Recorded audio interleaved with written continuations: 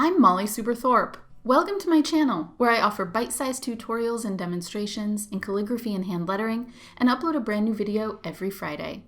Today you're going to learn how to make this three-dimensional uppercase E in Procreate with textured shading and drop shadow effect. You can get the color palette that I'm using for free on my blog, so check out the description for a link to that, as well as to all the brushes that I'll be using. I have a square artboard set up here with a basic square grid. I used my own grid pattern brush for this, but you could just as well use Procreate's own drawing guide function.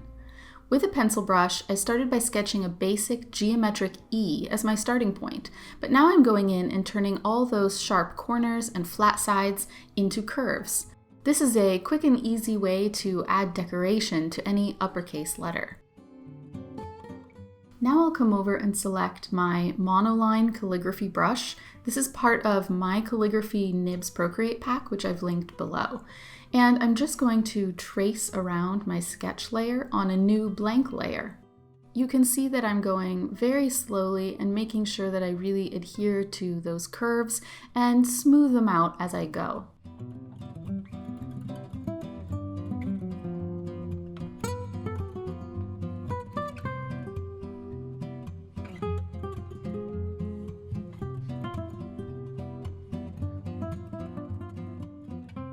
With my outline complete, I'll open my layers palette and hide my sketch layer so I no longer see it because I'm not going to use it again, and I duplicate that outline layer.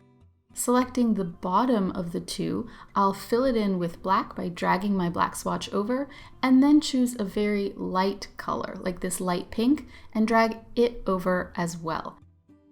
Turning back on my outline layer, you can see that the outline now sits on top of my solid layer, and I'll fill in that outline with a slightly darker pink by dragging the darker pink swatch over on top of the outline.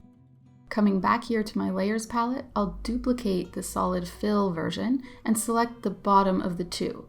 Then selecting the transform tool, I'll click and drag that lower version of the fill layer down and out to the right just a little bit. I'll now choose a slightly darker pink and drag it over to fill that lower layer. Now is when the dimension is really going to start to come to life. I'm zooming in, and with that same monoline brush, I'm drawing on the bottom darker fill layer, and I'm connecting all of the places where the lower fill layer and the upper layer are separated. So you can see that I'm drawing straight lines to connect corresponding points, and then I'm filling them in with color. Now it's time to add some shading so that it really looks like a light source is hitting this image. So in my layers palette, I'm making sure I'm still on that bottom layer, and I'm adding a new layer above it and tapping clipping mask. That way, when we draw in the shading we're about to, it will only affect that bottom layer. Shadow by definition has to be darker, so I'm selecting an even darker pink from my palette. I want the light to look like it's coming in from the top, which means that shadows will be cast downward. In my layers palette, I'm making 100% sure I'm on that clipping mask layer, and then in my brushes palette, I'm selecting a grain or texture brush. This is a brush of my own making that is coming out very soon. It's still in sort of the beta testing phase, but I've linked below some amazing texture brush packs and also some suggestions on free brushes that come with Procreate that are also great for shading and texture. So zooming in here, you can see that I'm starting with the bottom, because again, if the light is coming in from the top, it means that the regions right underneath that dimensional space would have the most shadow or the least light. I'm not worrying about being sloppy or maybe getting the texture in areas that aren't going to be in shadow, because I am going to come back with an eraser brush and do some refining in just a minute. So in my eraser palette, I will now select that same monoline calligraphy brush that I used to draw the actual artwork. And I'll come into that same clipping mask layer of my shadow, and I'm going to draw crisp lines where in a real dimensional piece, these are regions that would come to a sharp edge. And again, I'm going to come back with a softer eraser in a moment to blur these out a little bit, so don't worry that these look much too sharp at the moment.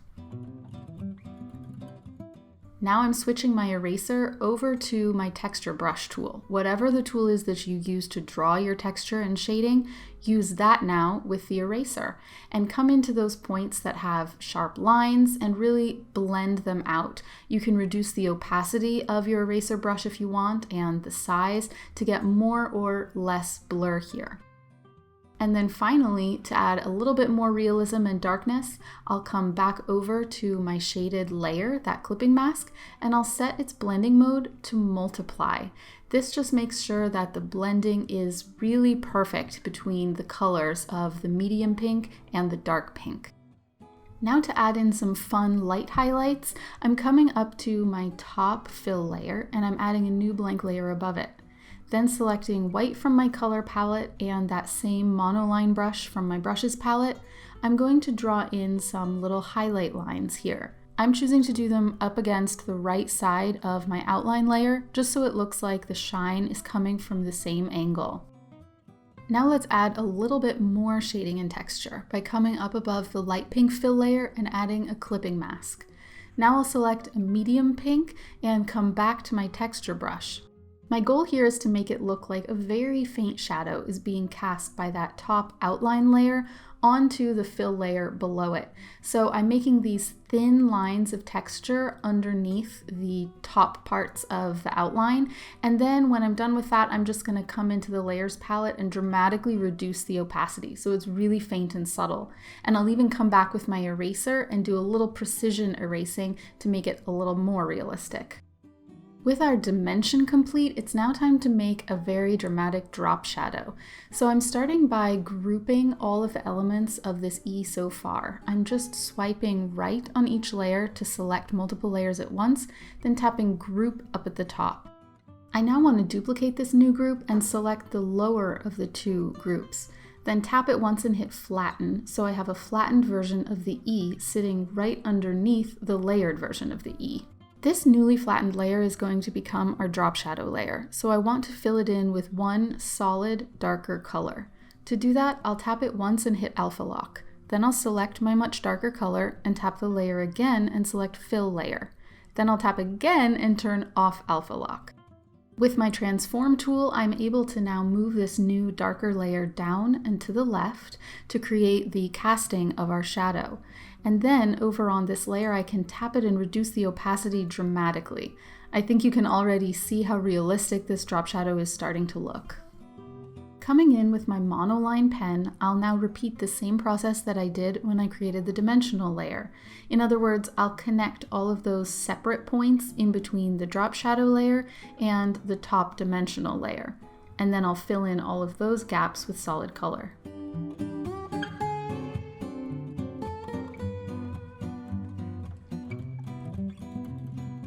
Now I'll group everything together by tapping the group that's right above that shadow layer, swiping right on it and hitting group. And now I have one group for all of that artwork.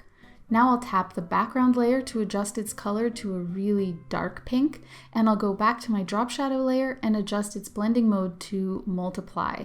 This, just like with the original texture, is going to make sure that that drop shadow blends really realistically into whatever background color you have. Making sure I'm on the big group with all of the art on it, I'll hit transform and center the artwork roughly in the middle of the canvas. And then I'll make a new blank layer underneath that group and set it immediately to multiply. I'm coming back over now to that same texture brush that I used. You again will pick whatever texture brush you used before, and in that dark pink color, I will create a vignette all around the artwork. This is a way of really making sure that your lettering is going to pop off of the page and add some shadow all around the border. Now I'll reduce its opacity so it's not quite as dramatic and it's more like a subtle shadow or texture. If you're not entirely happy with how grainy the texture is of your original shading, you can do what I did here, which is duplicate that original texture, then go to the adjustments panel and blur and select layer, and then blur out that layer dramatically. You can't see it very well here, but if I turn off the bottom layer, you'll see that I have now a really blurred version of the texture right on top of the original texture layer. Both of them are set to multiply, and then I adjust the opacity of each so that essentially what I get is a blended in-between version of the texture that is more blurred than the original, but still shows the grain of the texture. As a finishing touch, I want to add just a little more realism to this drop shadow. Very few drop shadows are truly crisp around the edges. So I'll come back to my adjustments panel and choose blur layer, and then add just a very slight touch of blur around the drop shadow. This just makes it look even more realistic. Thank you so much for following along. You can head over to my blog linked below and download this color palette for free. And you can also read written instructions of everything I covered in this video in case you might find that helpful. As always, tag me in your work on Instagram so that I can see what you're up to, and I'll see you back here next week.